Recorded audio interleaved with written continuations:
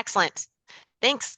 Well, I'll get started. Let me change my slides here.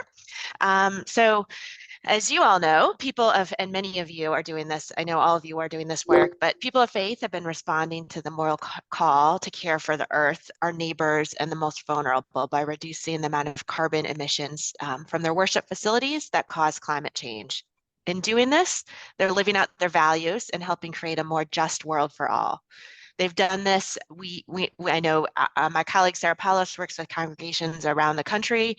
And I know many of you are doing this work in your houses of worship, but making energy upgrades to congregational buildings and finding their own funding to support this work. Today, I'm going to walk through the new federal resources from the recent legislation over the last couple years and to help you do this work. And I just want to give a bit of a disclaimer. I know, because I've probably heard from some of you in the past, we at IPL are hearing lots of questions from houses of worship or congregations around the country asking, there's lots of questions. These programs are still being developed, lots of questions about specific situations. And I will do my best to answer any questions you have, but probably won't be able to answer all of them, but we'll try to point you to provide resources where you can find those answers. As people of faith and conscience, this is our opportunity to help bring about climate justice based on our shared values, caring for one another and our common home. Much of the solution, as you know, to the climate crisis is doing just two things: getting all the carbon out of our electricity supply and electrifying everything we can.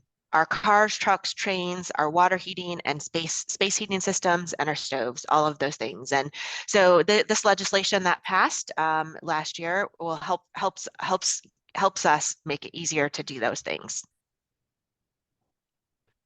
So the IRA, as I'll call it from here on forth, the Inflation Reduction Act, IRA, was signed into law last summer, and included historic climate investments for communities. The faith community, including many of you, worked hard to pass this bill. Thank you for that. It was a big victory. We should celebrate that.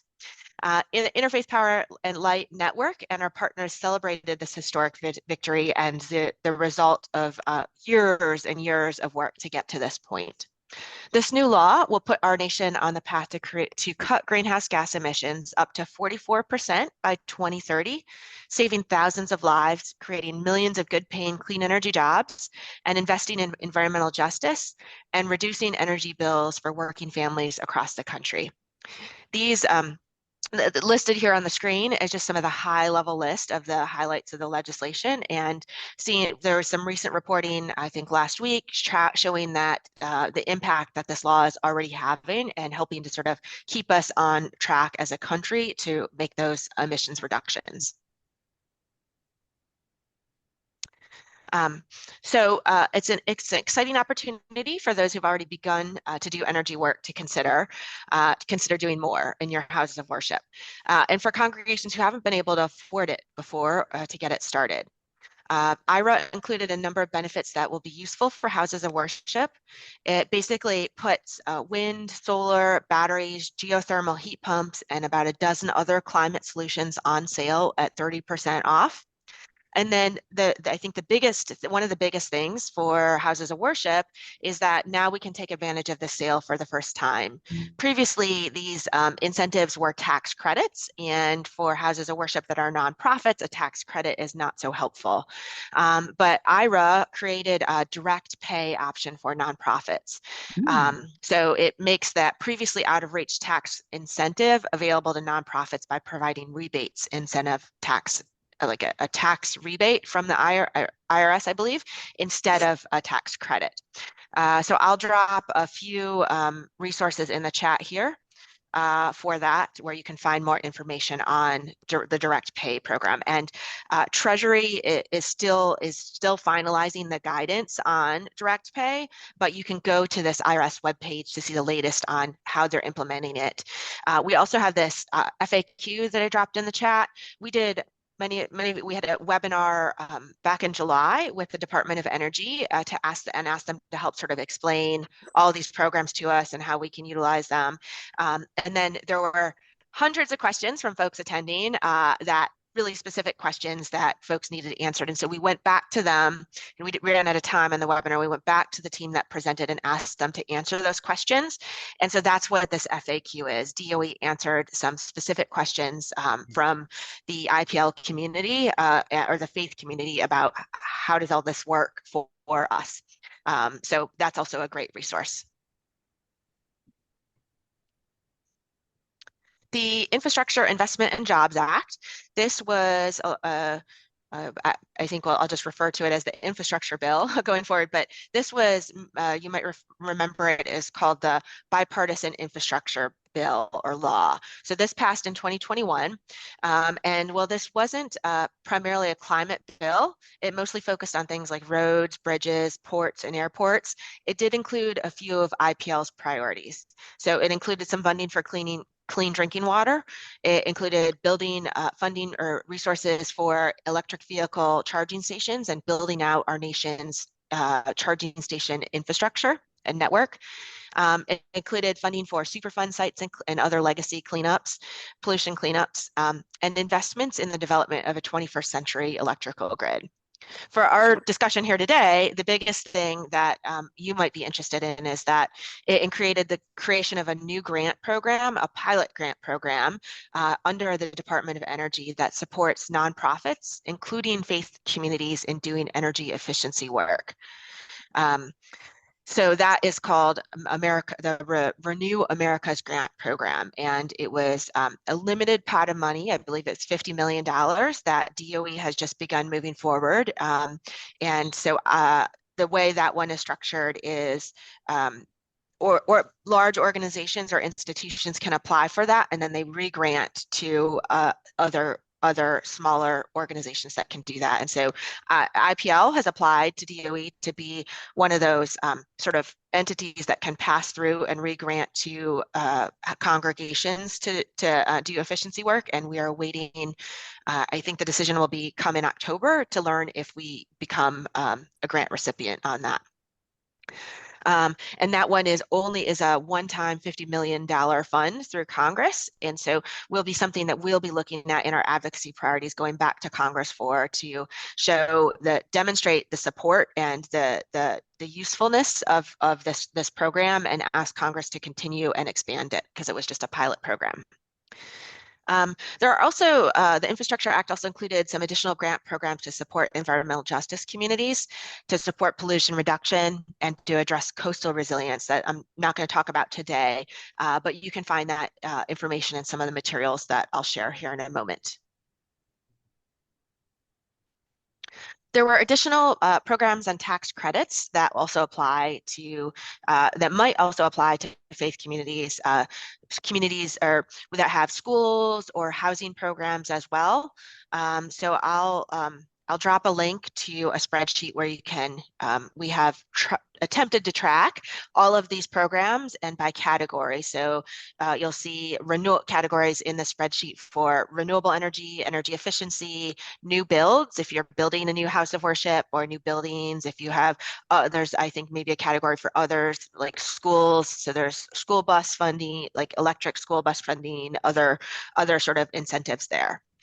And there are also additional incentives in the bill, the way that it was designed, to help target resources to communities that have been dependent on the fossil fuel industry or have been historically overlooked and disadvantaged. This is part of the Justice 40 initiative of recognizing that all communities haven't experienced these impacts equally, and we need to do our part to support those communities that are more vulnerable.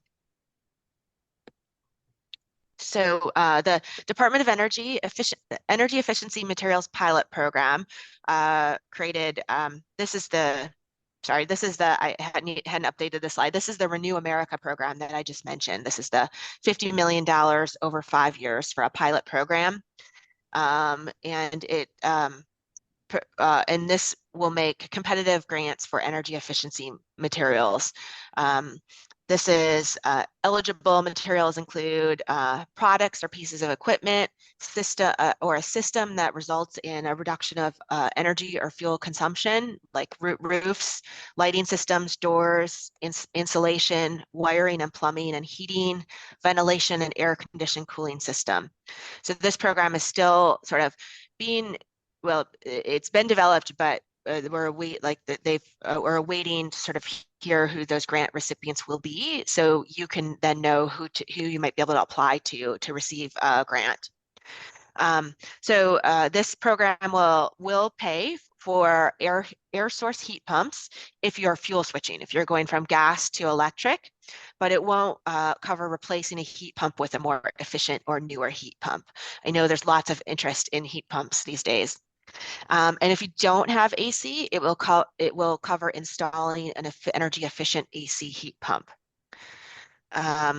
It will also, they will apply performance-based criteria to give priority and to applications based on energy savings achieved, and the cost effectiveness of energy efficiency materials. Let's see, one more. I'm sorry, checking my notes here. So a note that ground source or geothermal heat pumps are eligible for the 30% direct pay IRA credit, so separate from this program. So note that there are, outside of this program, there are other opportunities to include to do this work. So electric vehicle charging stations and fleets. The alternative vehicle refueling property credit, that's a mouthful, gives a 30% a credit for up to 30% off the cost of an EV charging installations for installations in low income communities. And there is a link in some of this material somewhere of how IRS and DOEs consider, like, rates those communities. There is a mapping, so you can learn if your house of worship or facility is in one of these sort of communities that qualify for these sort of extra incentives. The clean commercial vehicle tax credit is a credit for commercial vehicles. So that's electric vans, trucks, and cars. So if your congregation has a fleet or a church van or something like that, and you're looking to upgrade that, keep that in mind. And then for those with schools, the Clean School Bus program may cover 100% replacement cost for zero emission school buses. Priority is given to rural and low income communities. There is also additional electric vehicle related grants and credits from states and utility companies that are likely to be available. So something to keep in mind, I know many of you are aware of this and tracking this at the state level and your utility level, and you can stack all of these incentives to make the best or like the biggest economic impact. On the climate resiliency front, the Clean Energy Investment Tax Credit can be used for renewable energy and energy storage.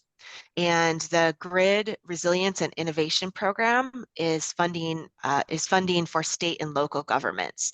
And those can be used to support resiliency projects at congregations. So thinking about solar plus storage, I know a lot of congregations are becoming climate resiliency hubs within their communities. So when there's fires, when there's hurricanes, folks can still come to the congregation or the house of worship and chart. There's still lights, there's power, it's cooling centers during this extreme weather moments. So I'm going to drop some more resources in the chat for you. Some resources. So Energy Star workbook for congregations is a good one. IPL, we also have a page on our website, just dropped in the chat, where we're trying to keep all of these resources, and you can bookmark this page, and we put recordings to webinars and links to all these things there. So that's a good place to just bookmark. I think I shared this one already. This is a spreadsheet where we're trying to track. There's a lot in the spreadsheet, so it's a lot to look at, but you can see the program or the tax code that might apply per sort of update or program that you're looking at. And IPL also has does solar congregations work, which many of you are probably familiar with. And we have a solar financing guide that is a helpful resource I just dropped in the chat. And we have been doing a series of webinars with a number of our faith-based partners, trying to sort of dig into the details of what's all out there, and then do webinars based on different topics. So we'll have one coming up in October that the United Church of Christ is leading, specific on heat pumps, which I know we've lots of questions on that one. And the date hasn't been set yet on that, but you can keep an eye on our website for that webinar. And all of our webinars, all the recordings of the past ones are uploaded to our YouTube list. And I just shared the list for that playlist for those webinars in the chat. And then again, thinking about, resources that are out there, much of a big part of IRA included funding to states to implement state-specific programs and funding out that way. Some states have turned that funding down or have said that they're not going to accept it, but there's still a deadline that we haven't reached the hard cutoff from that point. But it's disappointing. So your state may not have a program where they're accepting these funds and sharing them out with their state, which is unfortunate.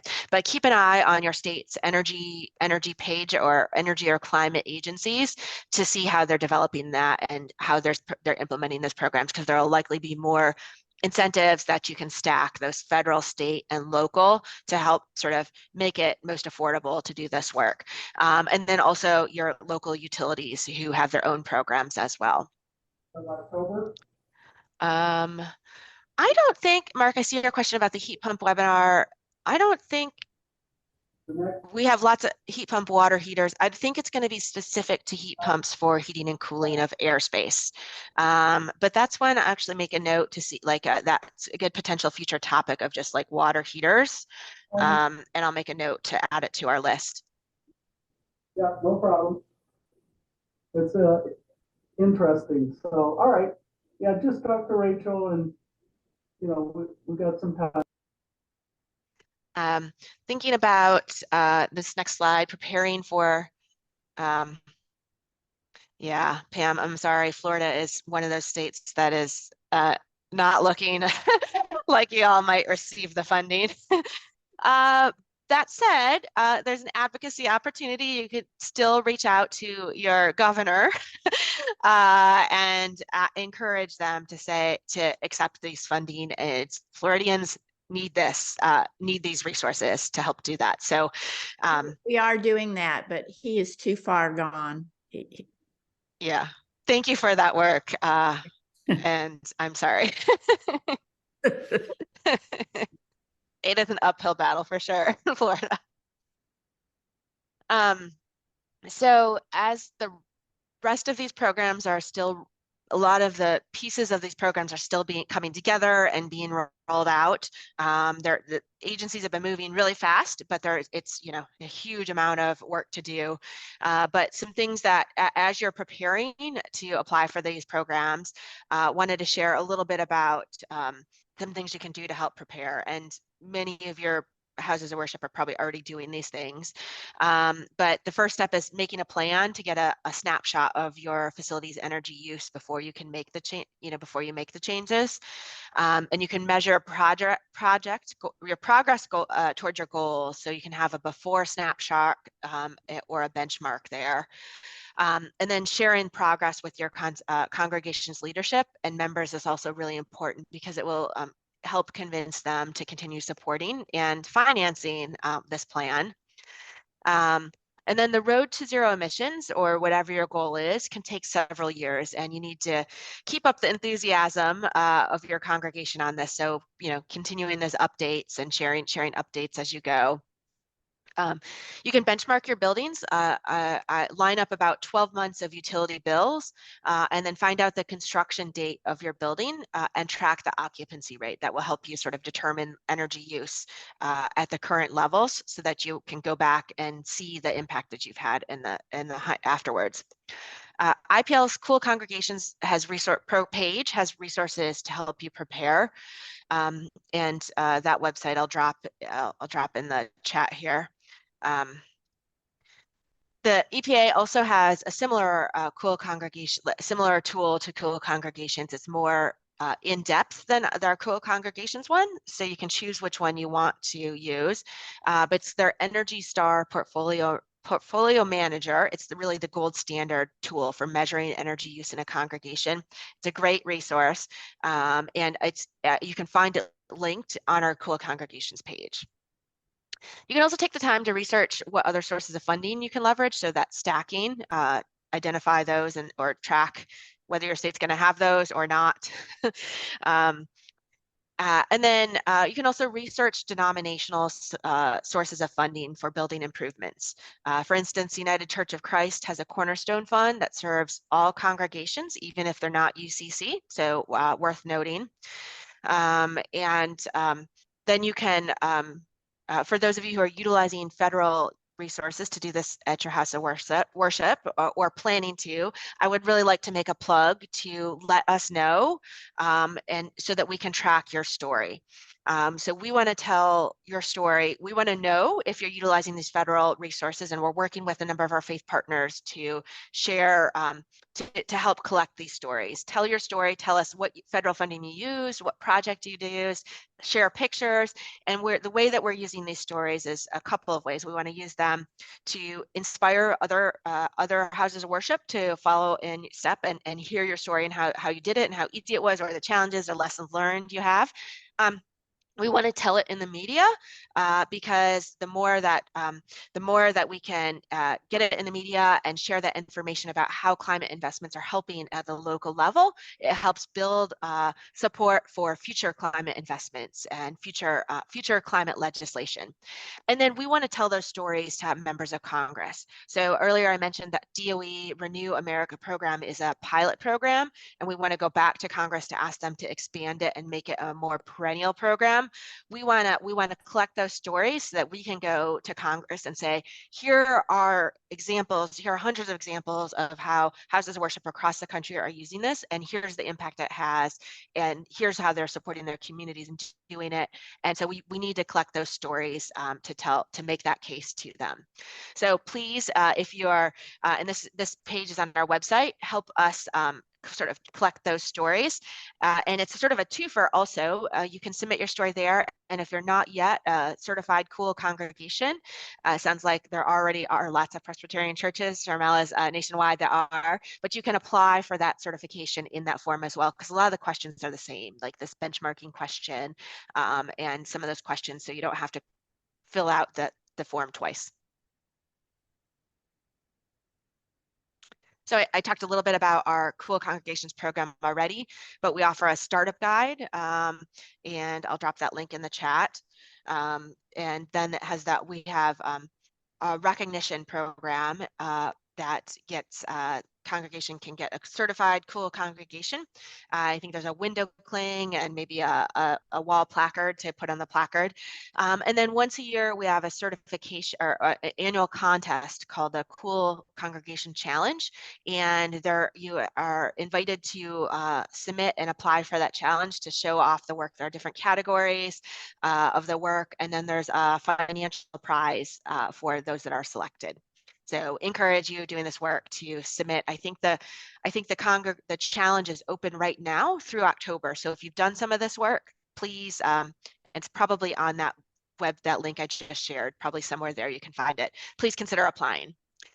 And then if you don't yet have a team of people in your congregation to take on this work, you can download this startup guide that I just shared, and it will give advice on how to start up a green team.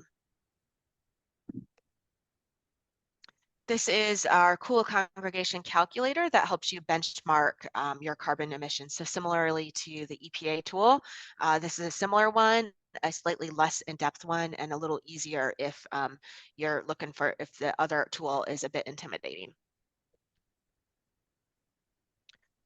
That I wanted to shift to the consumer benefits of IRA and touch on those a little bit as well.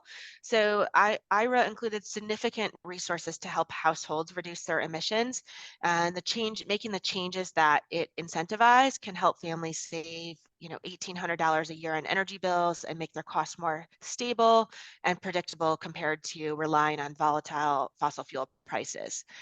IRA's success and its effectiveness in driving down emissions hinges on consumers, houses of worship, businesses, and all of us hearing about these programs and seizing the opportunity and incentives the rebates offer, because we all need to do our part to reduce emissions.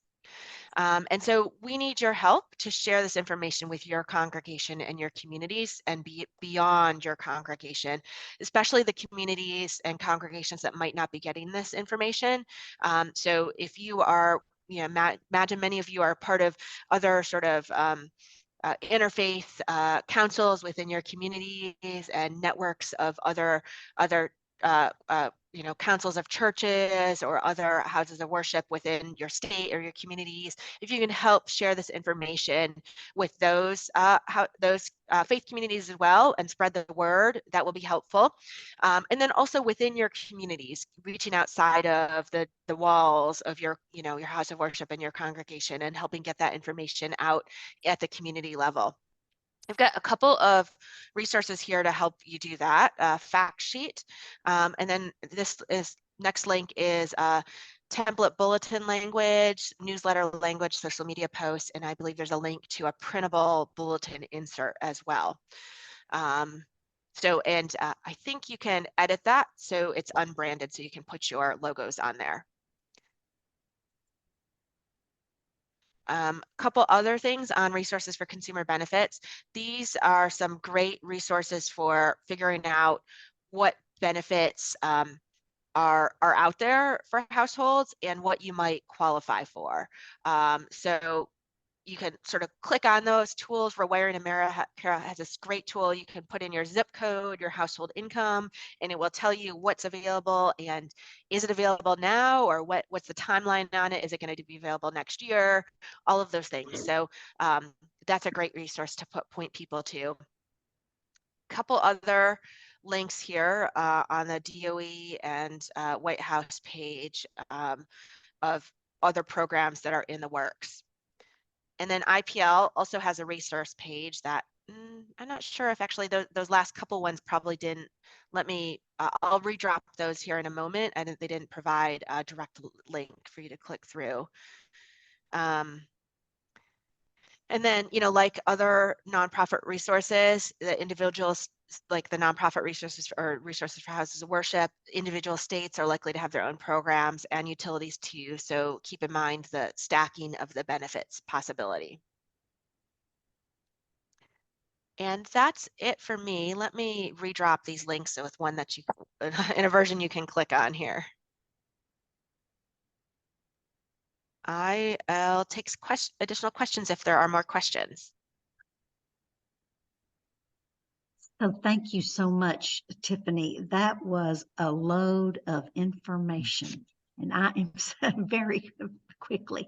I'm so glad that we'll be able to go back and watch this later slowly so that I can make some notes. And it was just excellent information and a lot of information that I know we can use at our houses of worship and in our own homes.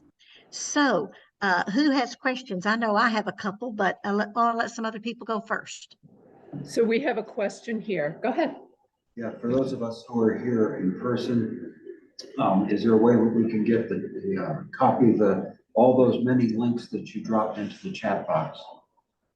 They'll be available. The chat will be available as a part of the recording. Okay, perfect. We'll also have a resource page. Oh, excellent, excellent, thanks. Good question. Thank you.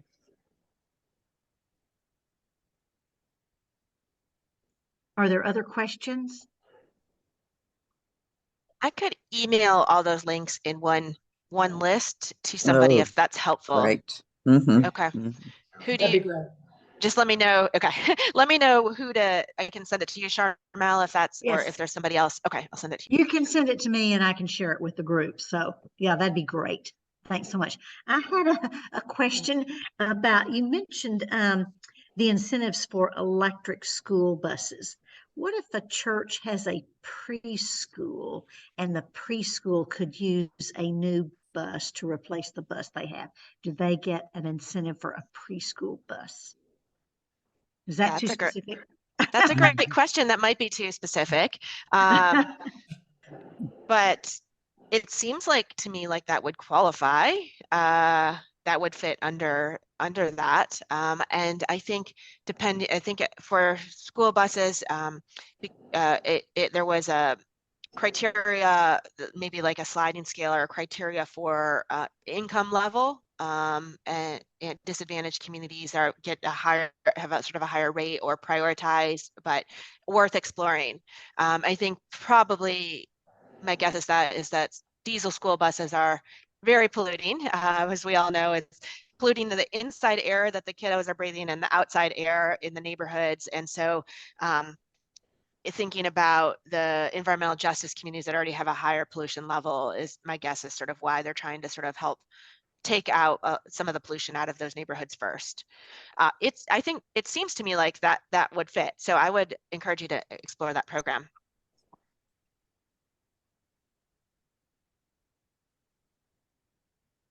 Other questions from the group or comments that you'd like to make?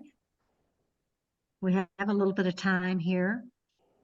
I don't have a question. I'm in Albuquerque, New Mexico, and I'm just so grateful for all that IPL's doing around energy. And we have a lot of solar here, and our church is looking to make a grant to Revolve in San Francisco.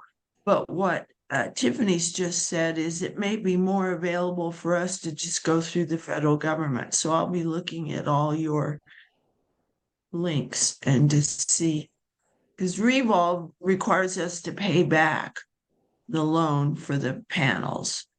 I don't know if you're familiar with them, Tiffany, in San Francisco. We actually, I only know enough to be dangerous on this topic. So we had a grant through EPA. This is not the work that I lead, so I just know a little bit about it. And it was a partnership with NREL and Revolve to help to do that work and to help. The grant was to directly do free solar on congregations. It was on, I think, for BIPOC congregations. And so I think there is a couple that have been, two in California that have already been installed or are in the works. And so I think that work is going. So we have worked with them and they're a great partner. And they really are, from what I understand, really trying to help support and make it easy for houses of worship to do this work. So do recommend them.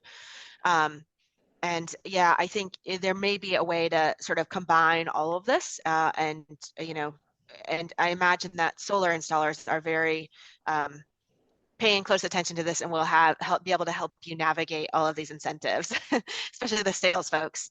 Elajan, thank you for the thoughts on that. And I would also, it sounds like you're probably very connected with New Mexico IPL, but would encourage those of you in your states where you have an IPL affiliate to also be in touch with them, because they are also navigating the state level work and helping Yes. congregations like understand what's available. And so we'll have a better state level perspective than I can offer. Great. So, Thank you. if I could just add a little bit, because I have attended some Revolve webinars, and Tiffany mentioned stacking incentives and opportunities. And so this is the way I understood it. I could be completely wrong. So anybody correct me if I'm wrong. You know, a church gets the tax credits for installing renewable energy, but the churches have to have some upfront cash before they can do the installation and then wait a while to get the tax credits. But through these revolving loans, you can get some of that paid for upfront and then pay it back as you save energy. Is that correct? That's my understanding. I Does that can't speak sound- And to that, but that seems great. I don't speak for them, but I would hardly recommend maybe stacking the feds and revolve, whatever. It won't hurt. RE-VOLV and go to them on the web. I'll put it in the chat. Thank you. I'm curious, those of you doing this work, what if you could share what sort of updates you're doing or working on or have planned or looking to use in terms of these IRA resources?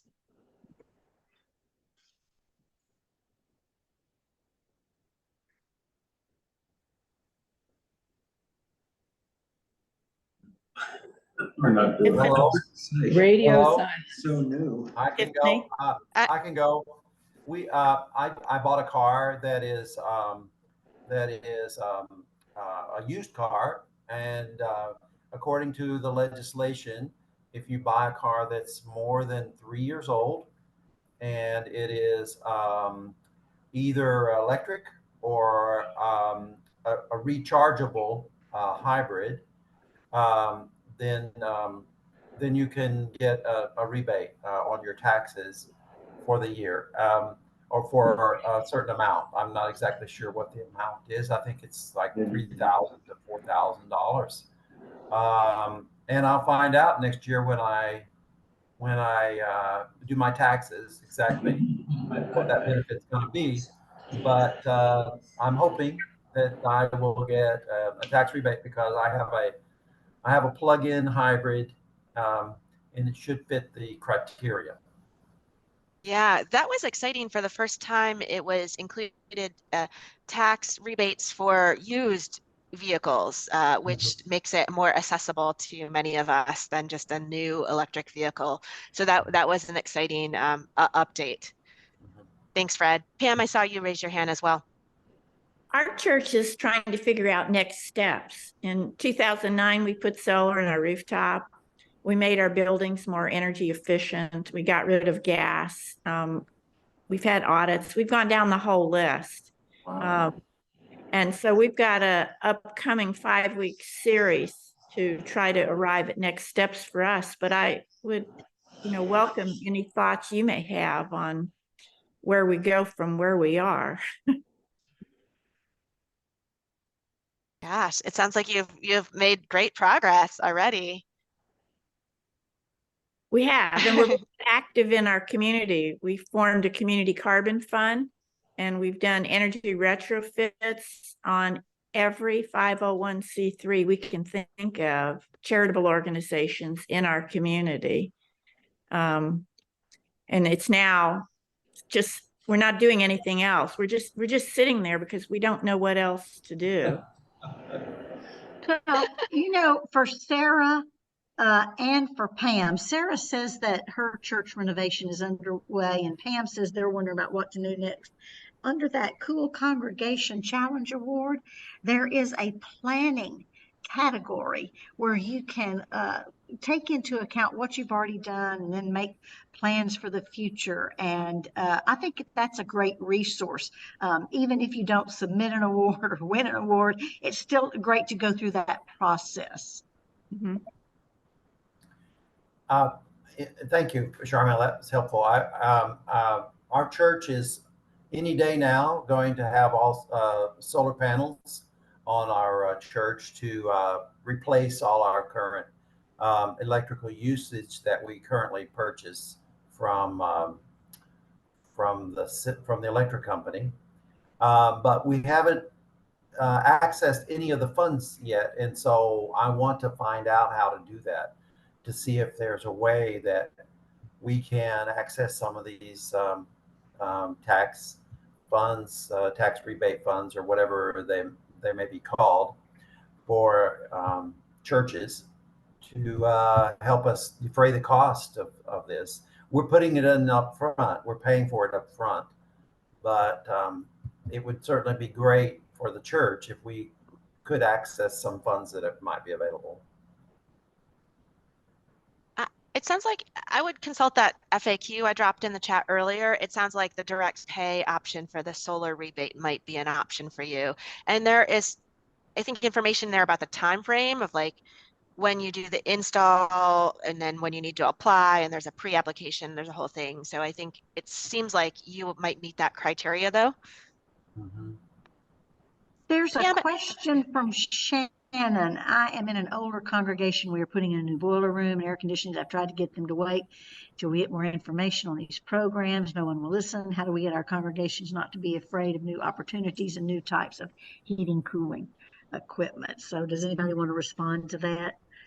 I'm wondering if Shannon's congregation is already an Earth Care congregation through the Presbyterian Church. That if not, that might be worth looking into so that you form a green team at your church to get the whole congregation on board with Earth Care congregation and cool congregation concepts. that's tough. I also wonder if that presenting these financial incentives, if you can get that to them pretty soon and interject that in the process might help steer the conversation, because it really does. These are some big incentives that really will sort of might help make some decisions on that in that process. I'd like a speculative question here. It seems to me when you get enough solar going, there's going to be excess production, and I know in many states you could sell back, but there's also a limit to selling back. And I was wondering if these can be even more productive. And I don't know, is there any way to, hook up a electrolyzer and start to produce hydrogen? Because that's, the real payoff is to start the hydrogen economy. Is that even possible? I don't even know. I'm not sure. I think there are some incentives in that spreadsheet for, so like the renewables category isn't just solar. That's a technology question that's outside of the scope of, like, I'm not sure at the scale of that sort of smaller scale, if the technology is there yet. Maybe others can speak to it. Question for you, Tiffany. Tiffany, I'd love to install solar on the roof of our church. The church roof, however, is about 20 years old. Should we replace the roof first? And are there incentives to doing that? Yeah, so it looks like Charmel can speak to this. Okay, Charmella, go for it. Okay, this is what I have learned on some webinars, but that I could be corrected and there could be updated information. But the new government incentives will not pay for your new roof. But if your roof is 20 years old, I think you should replace your roof before you install the solar panels. I mean, that just makes sense to me. If it were my house, that's what I would do. Now, it looks like Mark had a comment in the chat. Plenary presentation on Earth Care congregations this afternoon at 3:15. Okay, that has to do with Earth Care congregation resources. So, I talked to your insurance agent about your roof. I know that you can't get your roof replaced through the new government, through IRA or IIJA. I've heard that many times, and that's a shame because a lot of times we do need to replace our roofs before we install solar. But you need to make sure your roof is strong enough for solar, and then you're not going to have to replace your roof anytime soon. So let's say 5 years from now, you have to replace your roof. You got to take those solar panels off. That's expensive, and pay somebody to do that. Then replace the roof, then put them back on. And so I think if there's any way possible, redo the roof first. Okay, Julie is saying there are some solar roof combo panels all in one. That's true. Does anybody have any experience with how efficient those solar roof combo panels are?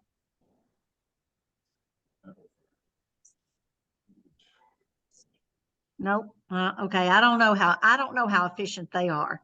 I think we'd have to talk to a solar installer about that. It looks like somebody has their hand up.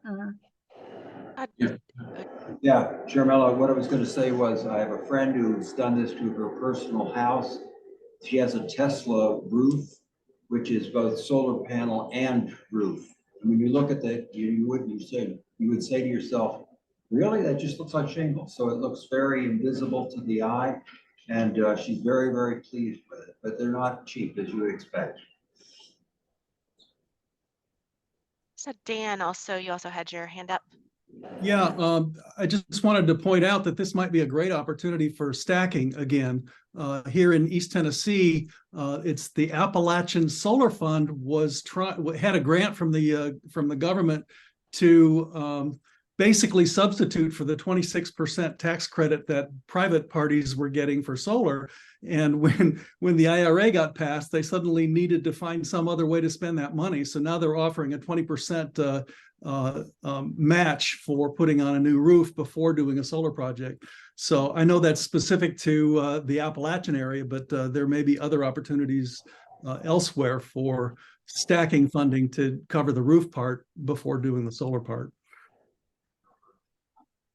That's a great point. And it is a gap because it's, if you need a new roof, you're not going to put a $30,000 solar system on it and have to but roofs are expensive. So it's a gap in the program. We only have a couple of minutes left, so let's start wrapping up with our questions. I see several in the chat, and I want to have a conversation later with Shannon just offline. So Shannon, I'm going to put my email address in chat so that you can talk to me. PILP will give you a good interest rate is what Sarah has. Is that what is PILP? That's a good question. PILP is the Presbyterian Investment and Loan Program, and you can get a loan through PILP, and they give very low interest rates if it's a sustainable earth care project that you're trying to increase the efficiency of your church. Very true. Thank you for reminding us about that.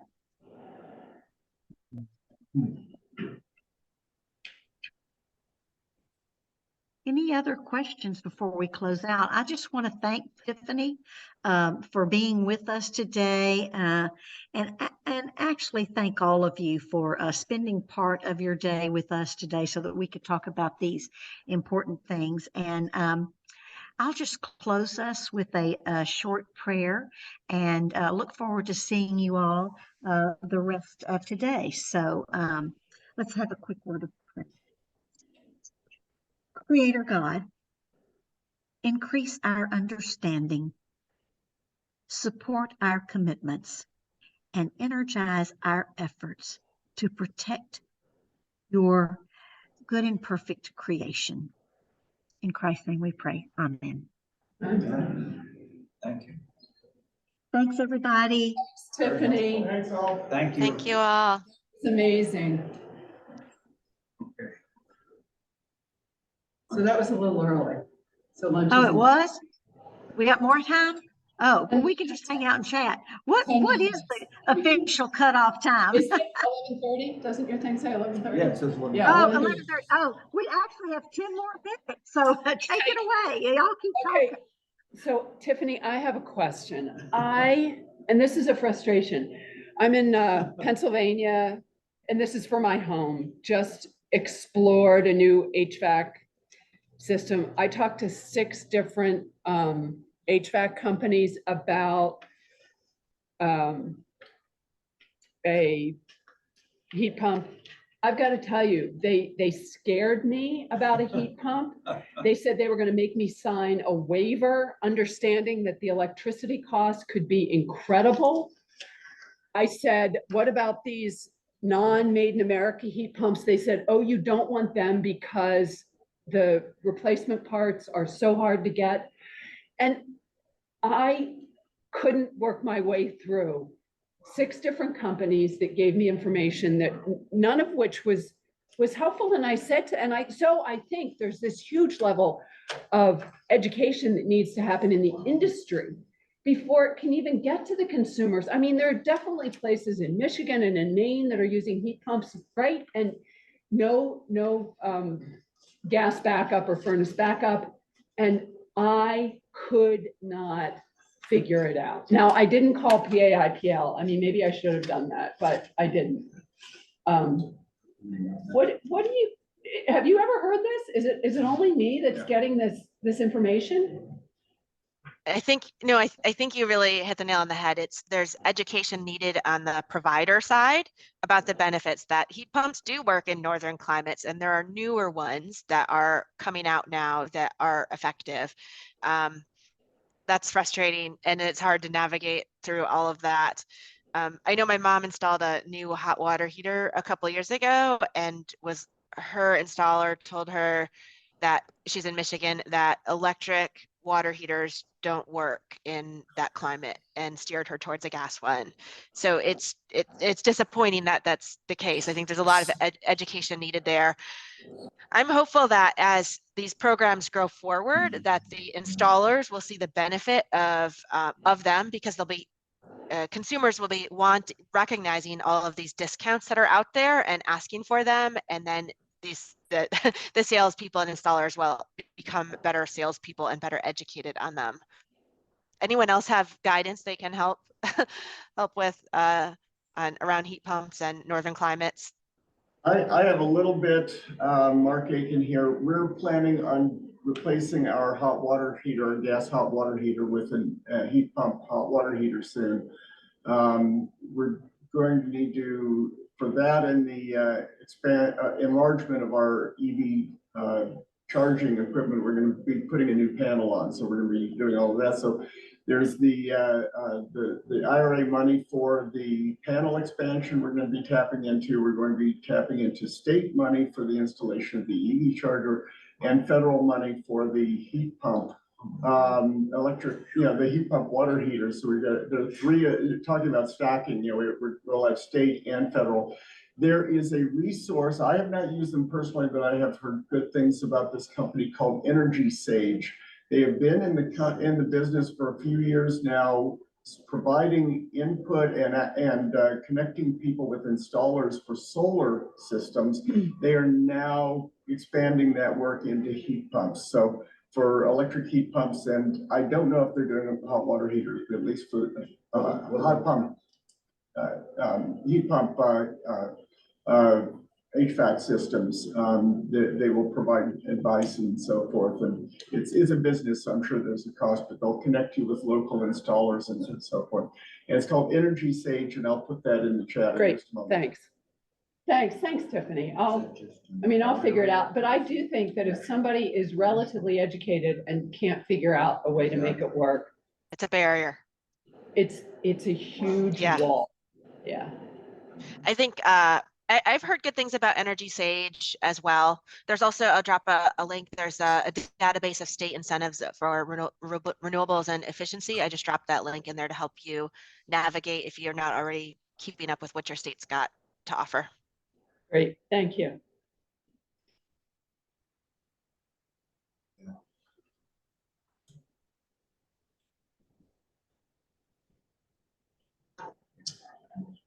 Have folks found other good resources that would be helpful to share with others?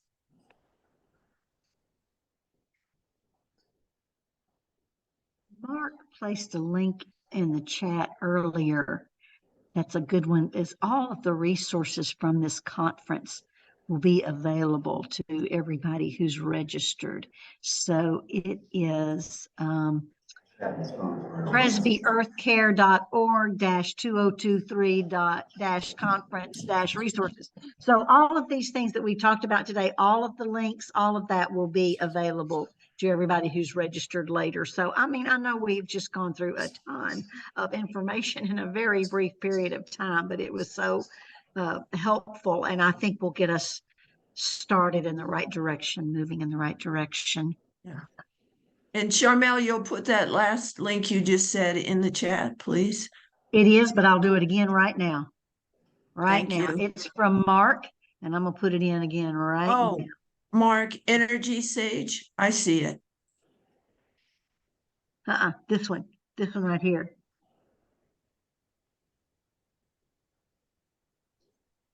Shannon's got a question about, she's heard that it's best to have everything converted to electricity before you install solar.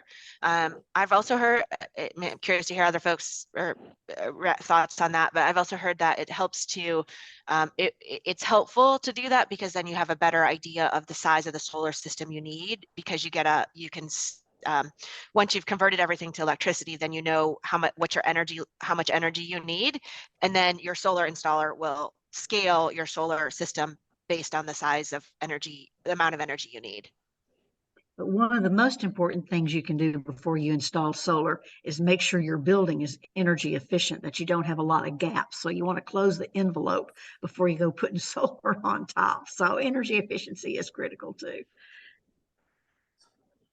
Another thought, Tiffany, and that is my own home backs onto county parkland, and there's some wonderful huge trees behind our house, south facing, of course. Right. So that means that it gets lots of shade. Whenever I've approached a solar installer, they say, "Nah, can't do your house, you got too much shade." And when talking to other people who are experts in this area, they say, well, above all, don't cut down the trees. The trees are more helpful than any solar you'll ever put Oh, on. interesting. Mhm. Good to So, know. and the trees I'm talking about are very mature, I'm gonna say 50, 60-year-old trees that are, they're doing all they can to consume energy, more energy than I can possibly create, I suppose. But, so it's just a thought. There are They're limits. both sucking up carbon and sequestering carbon for us, and then providing shade on that south facing side during the summer to reduce your energy bills. Sounds like you could be a community solar candidate if that's an option in your state. Oh, That's what I was gonna comment on, Larry Masslink. We're part of community solar, and I'm not sure, how much of a savings or whatever, but we had lived in Massachusetts also where we could not put solar on our house. And I don't know, any other experience with community solar? We're on community solar, have been for more than 5 years. It's been working out great.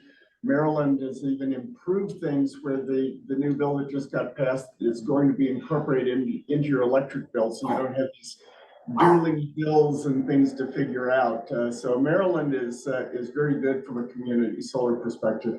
In fact, our church has just installed twice as many solar panels on our roof as we can use for our own power.